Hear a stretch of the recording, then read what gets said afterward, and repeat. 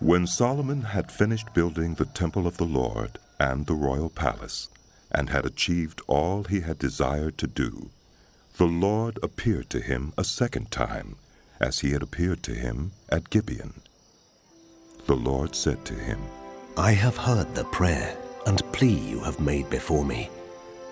I have consecrated this temple which you have built by putting my name there forever. My eyes and my heart will always be there.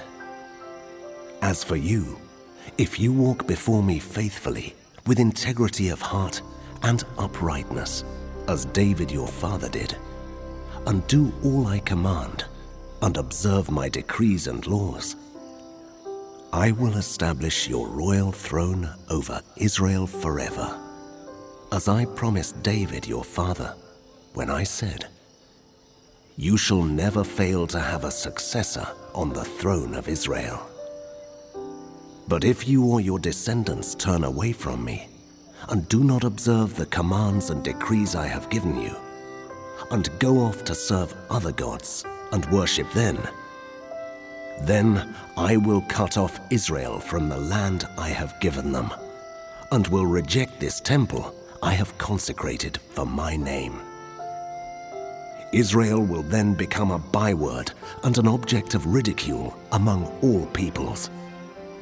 This temple will become a heap of rubble.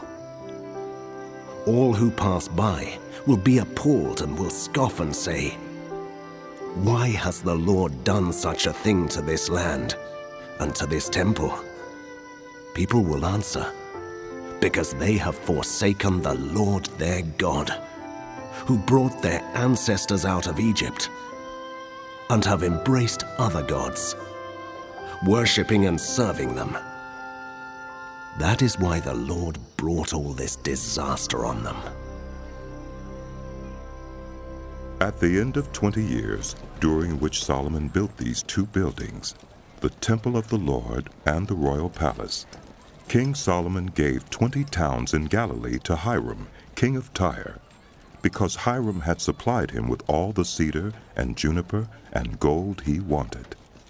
But when Hiram went from Tyre to see the towns that Solomon had given him, he was not pleased with them. What kind of towns are these you've given me, my brother? He asked. And he called them the land of Kabul, a name they have to this day. Now Hiram had sent to the king 120 talents of gold.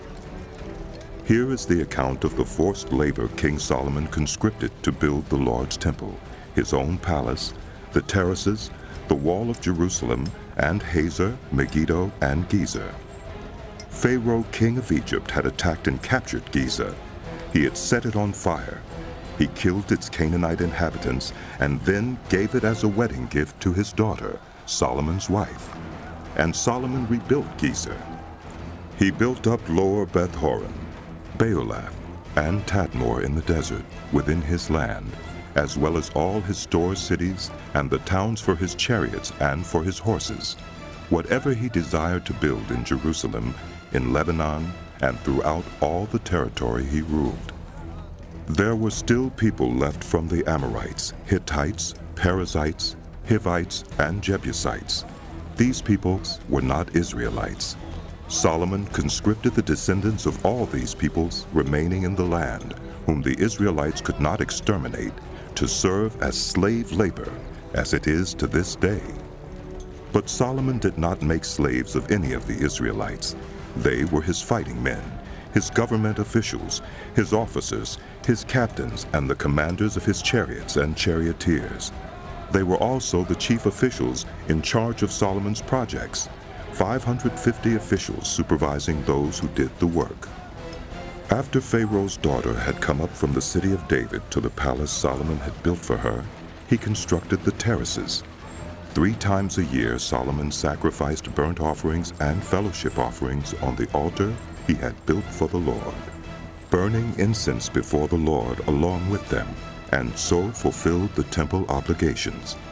King Solomon also built ships at Ezion-Geber, which is near Elath in Edom, on the shore of the Red Sea. And Hiram sent his men, sailors who knew the sea, to serve in the fleet with Solomon's men. They sailed to Ophir and brought back 420 talents of gold, which they delivered to King Solomon.